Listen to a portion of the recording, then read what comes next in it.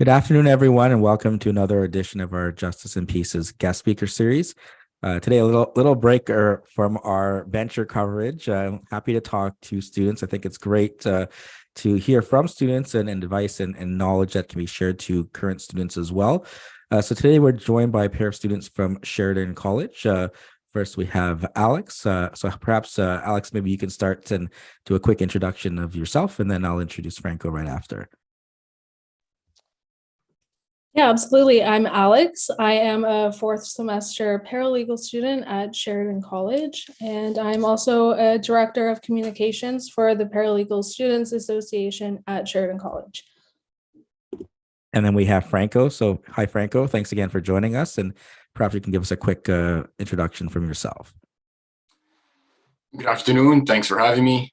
My name is Franco. I am also a fourth semester student, looking forward to graduating this coming June. And I'm a mature student. I've spent a number of years in the workforce before taking the plunge to get some kind of post-secondary education. The law always fascinated me. And the more I learned about the paralegal opportunities in this province, the more I was inclined to go into that direction. So here I am. Perfect. So thanks again for both of you for taking the time to join me here today. So let's start maybe with you, Alex. You mentioned the Paralegal Students Association. So for any paralegal students, at other schools that may be listening, or even maybe first semester students, I think I got a chance last week to talk to a couple of them. If they don't know about the Paralegal Students Association, maybe you can tell us a little overview of what you're doing, some of the events maybe you've been putting on, and I don't know if you're in the middle of elections or something like that, but kind of a little bit of an overview of the organization. Absolutely. So the Paralegal Students Association was created with the purpose of promoting the success of our members so that we can all thrive together before and after graduation. Members will have the opportunity to network with fellow students and professionals throughout the club meeting, guest speakers, our social media accounts. And we try to enhance education with like study sessions, lightheaded, competitive Kahoot quizzes, professional skills. We try to improve our professional skills through low pressure activities. So just a group debate or a group conversation. And it's open for all paralegal students at Sheridan College. So this semester we have 3 different guest speakers. Yourself joined us at Sheridan. You were our first in-person guest ever at our college. So that was really exciting for us. And next week, we do have the paralegal bencher, Michelle Lamazzo, who will be joining us, and she's going to talk about her, her roles and talk to our students about her WSIB advocacy. And later this year, before the end of April, we're going to have LSO paralegal bencher Robert Bird join us as well. So we're all very excited to have conversations with them and to connect and network with them. Perfect. Thanks, Alex. Franco, so maybe you could tell us a bit about the organization you're a director for and how you got involved, and for students that maybe they don't know about what you're doing, maybe you can tell a little bit more about sort of any outreach or any opportunities to join or participate. Definitely, thanks. I got involved in the Mooting Society at Sheridan. I was approached by one of the former executives. I did attend some meetings in my first term, and I found it very practical for the purpose of the paralegal program, of course. And I jumped on board. The main purpose of the Mooting Society is to try to tap into those key qualities that make the ingredients of success after graduation. Things such as advocacy skills, communication skills, putting together submissions for arguments, those types of things we do learn in our individual classes. However, trying to apply them outside of classes isn't a very common habit. So we try to take what we learn in our classes and step out of things we're getting marked on and try to set us up for what we're going to have to do in the real world once we graduate. And what else can I add to that? I think it's important for people to get involved because, speaking for myself, I take my marks a little bit more serious than I think I should. And it causes me to approach my assignments and my tests with a certain mindset. And what I discovered through the process of preparing for the Osgood Cup, it allowed me to prepare and get ready for the moot and put together my arguments in a little bit of a less pressure state of mind. And I have to say, it's very useful. It allows us to kind of step out of the box where we're not so concerned about, oh, if I get a bad mark, if I get a bad result. Again, because I take my marks a little bit maybe too serious. And I think any activity that allows us to practice what we're being taught in class, to hone in on the quality of our skills is instrumental, especially when we go into the workforce. Now, Alex, as you come to your fourth semester here, it's certainly been, a journey over the last couple of years. So for any new students that are listening, maybe you could tell us a bit about why you chose to go into the paralegal program, a little bit about just being a student and how that's been for you, and we can go from there. So when I applied to the paralegal program, I will be very honest, I applied to a bunch of different a different range of programs at Sheridan College. I worked for about 9 years in the service industry, and I got tired of the long hours. I got tired of working on weekends. I was missing out special events with families and friends, and I just got tired of it and I wanted to change. I've always been interested in law. I've always been interested in specifically advocacy. So I didn't apply to the paralegal program knowing that this is what I want to do. I applied to the paralegal program knowing that I have a passion for advocacy. And once I was just only a couple of weeks into my program, I didn't realize that paralegals were regulated in Ontario. I didn't realize paralegals had a scope of practice. I didn't realize what paralegals could do in Ontario. And learning that after being in school for a couple of weeks, it really, truly amazed me about how much we can do and what legal services we can provide. And not a lot of people know about that. So for me, when I went into the program, being a part of something, being connected to something has always been really important to me. So I thought connecting with my peers, especially since our first year was on Zoom, online. So building your social network, meeting new friends, it was really, really hard for us on Zoom for the first year. Luckily, we had a great group of executives last year. They were very engaging with the chat, and that's what ultimately made me want to be a part of this next year. So I made an active decision to try my best to attend any meetings or any events that the PSA held, so I can get my name recognized and I can start putting myself out there. And when it came to elections, it was really quite easy and fun. And I think joining extracurricular is important because it has helped me improve my time management. I have to manage, obviously, schoolwork. I have to go to class. I have to manage my extracurriculars. I have to manage my own personal time. And I'm able to, it builds some transferable skills. So working in a team is really important. And I think that's a great skill that can be transferred into any career. And it's giving me a lot of, being a part of extracurricular is giving me a lot of life experiences, whether they're good experiences, happy experiences, stressful experiences, bad experiences. I just think gaining life experiences it's important.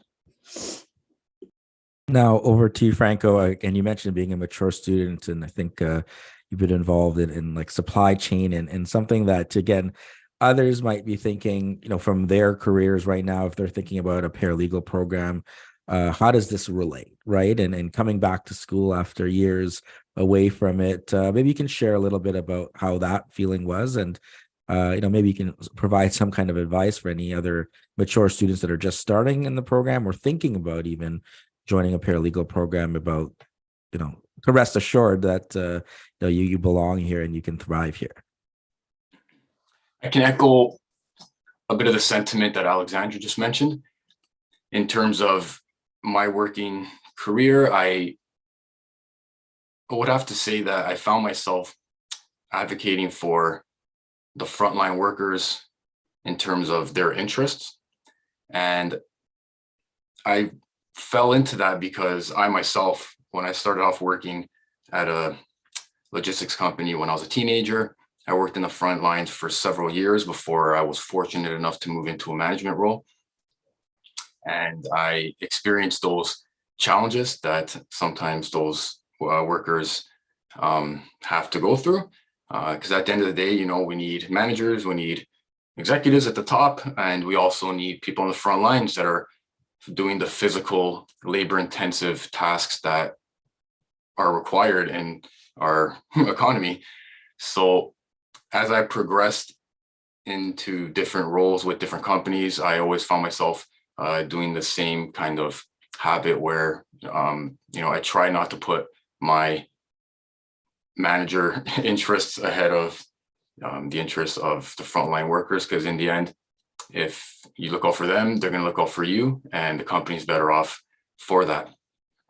Now, regarding tips for mature students, what I would suggest, and really for any students, I think a big takeaway I have is, I think it's easy to get caught up in, okay, I finished, for example, legal research and writing.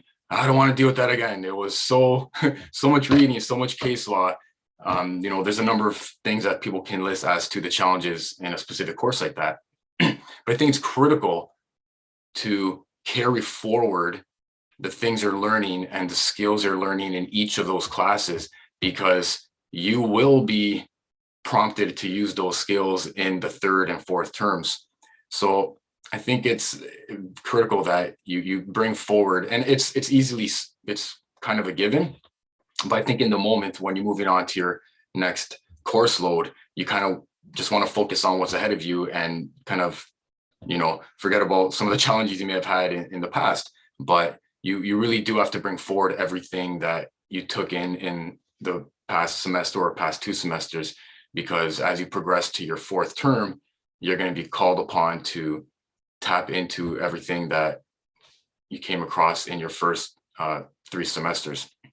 And time management is very important. I think a lot of people or some people may, everyone has their different ways of organizing their to-do list. And personally, what I think was very useful for myself, when I was younger, I would have a to-do list, and every day I would go into my book and okay, what's my to-do list today? And then I would work on that stuff and kind of check it off. But what I developed in my first term was I got a simple spreadsheet and I popped in all my courses, the calendar dates at the top all the way to the end of the term. And I would plop in assignments and tests, and I would work on a timeline of to-do tasks as opposed to just a list. And I found for myself that worked very well, because I could get a snapshot on one document as to everything I have due in the next 3, 4, 5 weeks. And I would definitely recommend that approach for anyone who's looking for a little tip. Was there anything else you asked that I may not have? No, I think I guess maybe we can go to the next question with you, and then we can go back to Alex to address as well. But you've both mentioned, obviously, being in the fourth semester here, that you had some experience with classes online. There may be still classes online if you have a hybrid program pilot that's being run with the Law Society, and then of course you're pretty much back in person this semester at least, and maybe a few others previously. So for those that are either a semester or two behind, or coming out of maybe high school where they would have had a lot of online education and now kind of jumping into being back in person, or if they are in a hybrid program, kind of doing a little bit of both, any advice kind of comparing what the experience was like in both areas, and sort of what you prefer, and what you may have done better in, or anything you can kind of share with any of the students listening? I think having the in-person experience as opposed to remote learning is better. The reason I say that, I can have a number of reasons, but the first one that comes to mind is having those casual conversations with your peers and especially your professors adds a lot of value.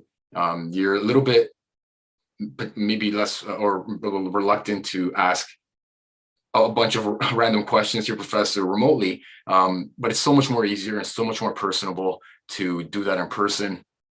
And that kind of support in person that you get, you simply can't get that from the remote. And I started in the January cohort last year. And I believe Alexandra started in the September before that. So my remote was only for the first term, and the second, third, and fourth, I was all in person. I've never experienced any other remote learning experience except for learning modules and webinars in my work environments. But even those, it can't compare to in-person delivery. And I see the convenience in it. Personally, for myself, the remote learning would have been very convenient for my lifestyle. I have a 4-year-old, and I just had a little baby. My wife had our son was born a few months ago. So, and I live 100 kilometers away from the school. So it was tough incorporating all that, but I still see the value in the in-person. So I definitely would recommend and encourage people to take advantage of the in-person if that's an option for them. Now, Alex, how about you? Again, you had probably half and half. It sounds like it. What worked, what didn't work? What would you share with others in terms of, as well, the adjustment, right? That again, it's different. As Franco pointed out, there's a lot of value being there in person, but that also means actually being there in person, right? In terms of, whether it's not just classes, right? You can have guest speakers in, you can have events, right? So maybe you can tell us a little bit more and add to what Franco said, or if you have anything different to offer. So I think there are a lot of great positives with education programs being online. So for the first year, all of our lectures were recorded. So if you weren't sure about something, or if you had to step away, or if for other reasons you weren't able to make that lecture, you were able to go back when you have that time and watch the whole lecture. That was definitely a huge positive with being online. That's something that I miss greatly, especially when professors are explaining assignments or answering questions from the students, because typically I have a lot of the same questions as the other students. So not having to email the professor about a question that maybe could have come up during a recorded session is definitely also has been a huge benefit. Although there are a lot of great positives to being in person. I think I've met a lot of really, really great peers being in person, and I personally don't think I would have had that chance or those chances to meet all the people who I've met before. And I also find that it's being in person, it's easier to build a connection and to build a student and professor relationship. It's easier, I find, for myself to find a mentor, because I was able to connect with a professor, and the professor volunteers her time in extracurricular activities. So being involved in extracurricular activities also helped me gain a mentor. And I think gaining a mentor, I would definitely recommend to anybody out there to find a mentor.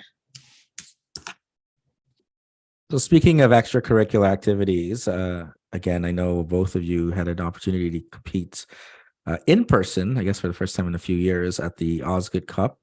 So perhaps maybe you can tell us a little bit more about, I'll start with you, Alex, since you're still on my screen here.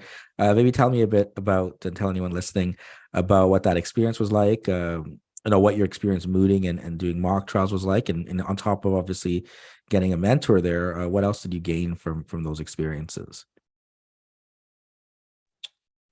So for Osgood, it was my first time in a moot competition, and it was also my first time in an in-person competition. So the nerves were crazy, honestly. I was so nervous the whole week up before Osgood. I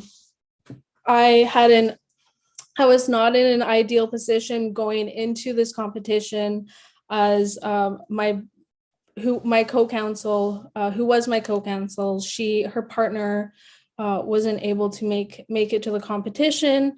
So I jumped in and I joined her team 6 days prior to the competition, which made me feel even more nervous because I felt like I wasn't knowledgeable enough about the case, and I wasn't as comfortable as having just a conversation about the case, as opposed to my other peers who have spent at least a week in person preparing for the competition.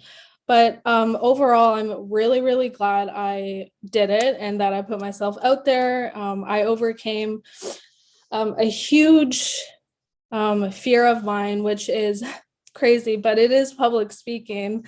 I'm not very confident when it comes to public speaking. I feel like I'm more comfortable having a conversation with a friend.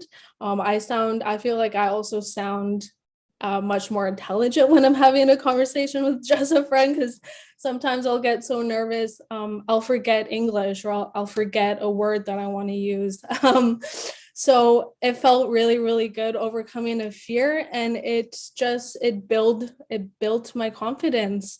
It built my confidence. I feel like I could do another moot competition before the end of April, and I'm really excited to just try to put myself out there as much as I can with competitions before I graduate and before I can't do them anymore. Franco, how about you? How was the experience like for yourself? It was great. What takeaways that I can share? Any experienced mooter would tell you, don't focus on the script. And I had that feedback ahead of time, although I did have somewhat of a script. And I didn't anticipate being questioned so quickly into my submissions, where I had very little opportunity to speak to what I had intended. So Alex made a point about making a conversation, and even Barbara was emphasizing that throughout the sessions we had to prepare. If you make it too formal, you lose the ability to engage in conversation when you're questioned, and you better believe it, they will question you a lot every time. So that was interesting, because you had to come out of any comfort zone you created for yourself. And at times, I think the judges did that purposely, and not to throw you off in a bad way, but it's a learning experience. you're there to take some insight away from it, and sometimes you develop through challenging experiences. And definitely, I would say I got challenged many times. Another thing that was very revealing, obviously each round of moot, you get feedback from the judges. I didn't expect the feedback to be so varied. And what I mean by that is everyone has a different perspective. Everyone has a different take on things. And, you might hear from two separate judges a difference of opinion on the same concept. And I think that's important to remember, because the law is not black and white. And if you try to interpret it that way, you're going to have a tough time. I'm not trying to generalize here, but I'm trying to, give a quick answer here. And I'm a very black and white person. So to me, it's either this or it's this. And that's been one tough adjustment for me, because the law exists in this gray area, and you have to advocate for why your position should be agreed with.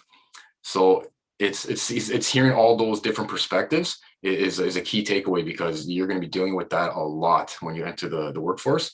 So that was a bit of a nice dipping your toe in the water to see what's coming up. Yeah, I mean, it's certainly interesting, right? To ask a lawyer, you ask a paralegal or a legal professional, essentially an answer for like any legal question, and usually the first two words out of their mouth will be, "It depends," right? Because it does often, the context or the a little fact here can change things. Yep. And on that point, when you're mooting, you're doing one side, and then 20 minutes later, sometimes, or however between the rounds, you're then on the other side and going to argue the exact opposite of what you just argued. So any sort of advice for anyone to how, and even in school, right, where you look at situations, you got to approach it from maybe one perspective, and then you may have to answer a question on a test or an assignment where they'll tell you, the professor will say to take the other side and argue if you were the crown, or argue if you were the defense or the plaintiff or the defendant. So how does that all connect in terms of being prepared and then throwing that all out the window and then basically taking the other side and arguing against what you just said? So I think everyone has their frame of reference on any given topic, and it's important to try to break out of that and see it from a different frame of reference. And that's quite difficult. And the more you consider a different perspective and you put yourself in someone else's shoes and you try to really see it through that lens, will kind of allow you to take that different approach. Because it's so easy to fall into your comfort zone and get that tunnel vision just because you're so used to it. But you really do have to expand your mindset and not just see it again through your single frame of reference, because you become a little less objective if you can't do that. Alex, how about you? How would you describe that kind of feeling of jumping from one side to the other? And for anyone else that's thinking about mooting, any advice about getting better prepared for arguing both sides, essentially? Yeah, so it was really difficult at first to jump from one side to the other, but one thing that did help me was shifting my mindset. So if I agreed strongly with one argument opposed to the other argument, I would have to pinpoint different things that I agree with or that I can agree with in the argument that I'm not as comfortable or as confident in arguing. So what really helped me in mooting was, so for example, in this Osgood case, I was very much for the appellant side. So when it came to having to argue for the respondent side, I had to pick.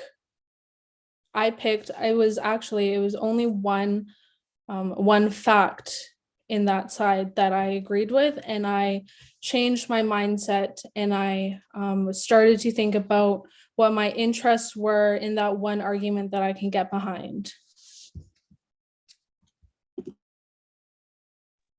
Now, I mean, as you're both into your fourth semester, again, this is, next month you'll kind of be writing a bunch of exams, I presume, or if you haven't started with them already.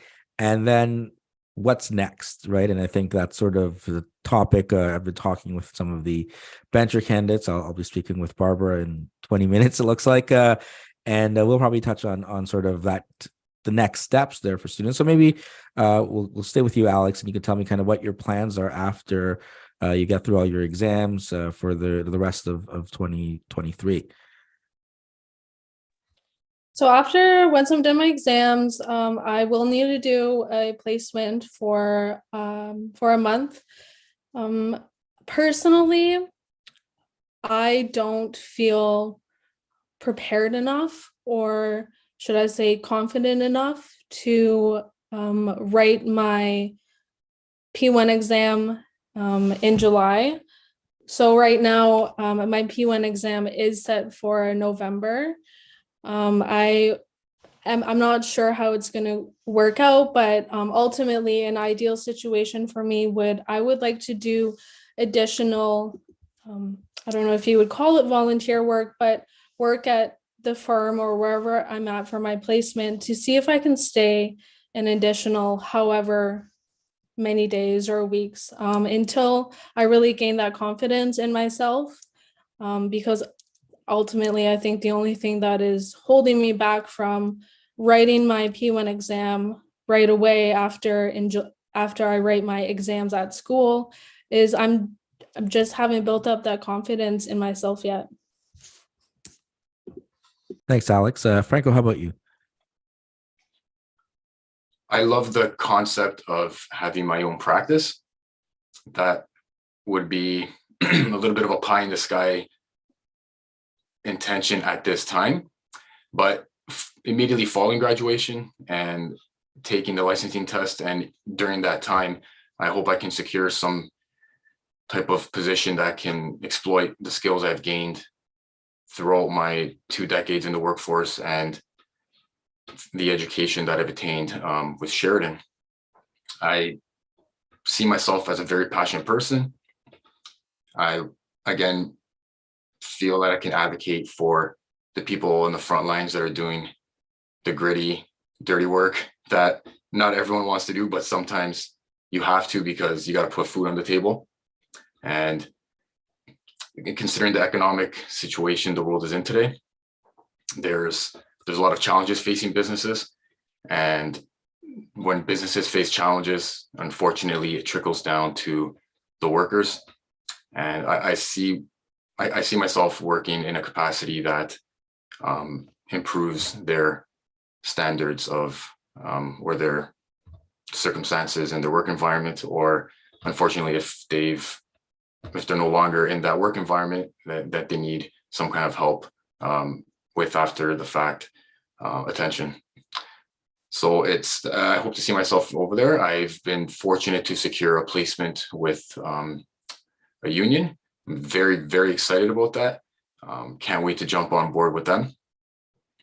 And that's it. I hope that turns into another opportunity potentially with them. If not, I'm ready to hit the pavement and do what I got to do to put myself in an advocacy position somewhere. So we've touched on this before, and I guess I'll stay with you, Franco, first to answer this. But again, now looking back over those semesters, 4 semesters or 3.5, I can't, you have a tough month ahead, I'm sure, coming.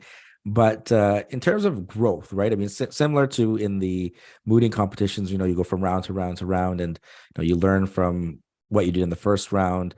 Kind of, by analogy, you learn what you were doing in the first semester, and by the time you're into that 4th round, or you're here at the 4th semester, you've kind of refined yourself over that time.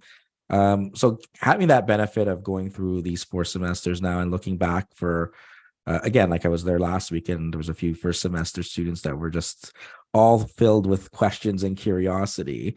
What could you share with them, or anyone else thinking about um, getting ready for their first set of exams, or their first major assignments, or probably maybe their second or third set of major assignments, but anything there that you've learned and then you've improved on over the semesters?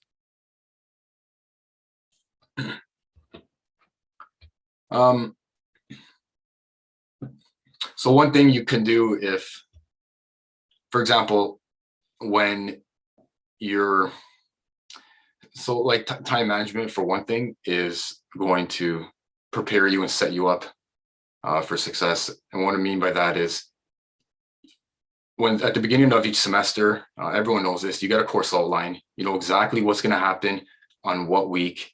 And if you consider the information you're given ahead of time and you plan your weeks accordingly, that should give you enough of a base to, get everything done at a certain time. And what I mean by that is, for example, in week 1, 2, and 3, you have X chapters of reading to do in a specific class. Try to go into those classes with those readings completed, because it's easy to fall into the trap where you go into class on week 7, you haven't read the chapter for week 7, and you take in the lecture. It's not very clear to you. Then you read over the material and you might have some questions. So I think you're kind of doing it backwards that way. I think the best approach is you read the chapters before the class, and anything you need clarity on that you read in the chapter might get clarified during the lecture. If not, that's the time to ask a question. It's if you fall behind a little bit, it just compounds, and it's very hard to catch up when you're in midterm week or beyond, because at that point, the intensity of assignments just builds and you might not have a chance to catch up on all the little things, because you might get to a point where you're just focused on getting your assignments in. And if that's the case, then you've fallen behind on all your readings and all your exercises, and you may not be as successful as you would be. Another suggestion I would have, take advantage of the exercises that are given to you. Do all those little exercises, because essentially it's practice. And if you do miserably on them, that's fine, because you're not being marked on them. But if you're only focusing your work on your marked assignments and your tests, then you're taking a little bit too much risk, because you haven't given yourself, I'll call it practice. And going back to the whole mooding stuff, it's more practice. We're not Allen Iverson here, where I'm kind of going off topic here, but Allen Iverson back in the day was questioned by one of the reporters saying, "Oh, you didn't go to practice today, what happened?" And he kind of responded like, "Really, practice?" Well, he was at the height of his career at that time, and for him to brush off the practice makes sense. But for someone in a 2-year program that's looking to get into the paralegal profession, don't brush off the practice. It could make the difference between, for some people, a fail or a pass, some people a 60 to a 70, a 70 to an 80, and you see where I'm going with this. So take advantage of all the resources you have, and and that includes the professors. They're there to make a difference in your schooling, and don't be shy. Put them on the spot. Take advantage of their time while you have it, because once you're out, and you got to answer for yourself. So there you go.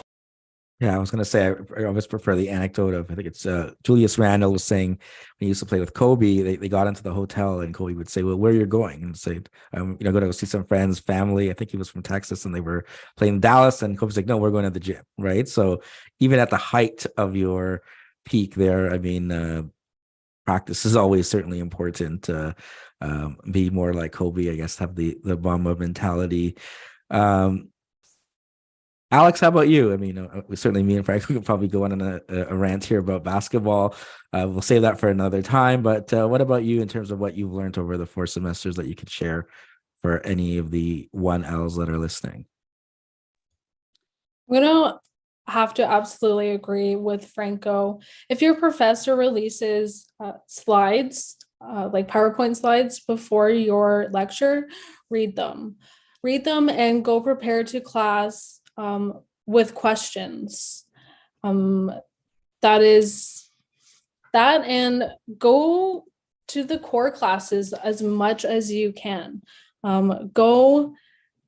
Literally go to every single core class. It's once you're in fourth semester, you're going to be given assignments, and it's not going to be outlined specifically what you need to know, or the right procedure to do. Is you just kind of need to know it. So for example, it was, I think in my legal research and writing course, we learned how to do a Schedule A and when we should do a Schedule A. And in fourth semester in employment law, we were filling out an employment claim, and it gave us a section to describe the events of what happened and to give more details about it. And in the assignment outline, it doesn't specify that you need to do a Schedule A, but your professor expects you to do a Schedule A. So definitely going to your core classes and really learning and absorbing all the knowledge that they give you is going to give you a huge advantage in your second year. That goes as well as with mooting and mock trials. You're going to learn a lot of invaluable skills if you join and if you participate or even sit in on a meeting, a mock trial, a moot. Especially in my first year, I felt that doing the Dominion mock trial boosted my confidence a lot, especially when I came in third semester and we had to do a mock trial. So definitely do as much as you can. So I'm not going to, do what you can and really have a mindset in what you're doing and try to really pinpoint what your interests are in what you're learning. Perfect. So Franco and Alex, thanks to both of you for taking the time to join me today. And maybe close with, I know we were just talking about some advice there, but anything maybe you've missed there in anything we've covered, maybe tell us a little bit as a closer of how people can reach you at your respective organizations if they're interested. And if there's any parting words of wisdom, I'll go to you first, Franco. So we can be reached at Sheridan Moody at the SMS Sheridan Mooting Society on the WhatsApp chat that all students in the paralegal program should have been exposed to. We also have the Paralegal Student Association WhatsApp group. We're also on Instagram, which is the Sheridan Mooting Society, as well as LinkedIn. So please feel free to jump on board. We try to encourage all students pretty frequently to get involved. We promote and share upcoming moots and mock trials. So we're always hoping to get as much participation as possible.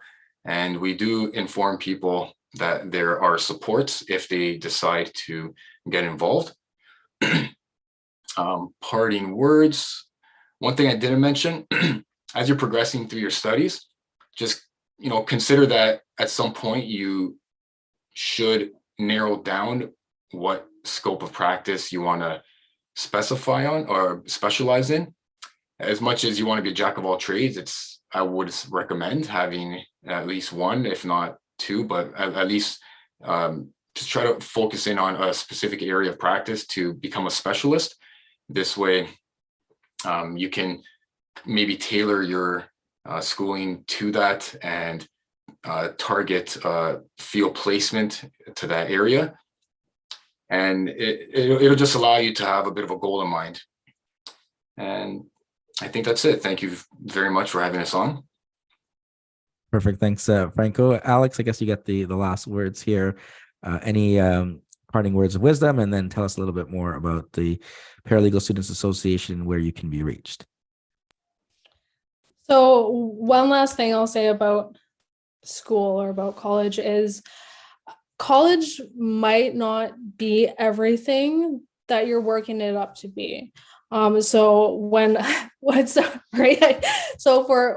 thought I was going to go to college and I thought I was going to have like a crazy experience with partying all the time. Like people are, I thought, this is my first post-secondary program. So the only thing I went off was from maybe movies or hearing things. So when I, saw in the movies that, the halls are crazy or people are partying all the time, and you make this huge group of friends and you get along with everybody. It's not like that, and it's okay that it's not like that. And then what's the I guess the Instagram and other social media channels there for the PSA? So for Instagram, we can be reached at PSA_Sheridan. And for the Mooting Society, we can be reached also on Instagram at Sheridan Mooting Society. Perfect. So thanks so much, Alex, and thanks, Franco. And I wish you all the best as you finish off your 4th semester there, as well as into your internship. And all the best for the rest of the year as you look to get your licensing exam and done. And hopefully sometime soon we can you can join us as colleagues in the profession. Take care, everyone. Thank you.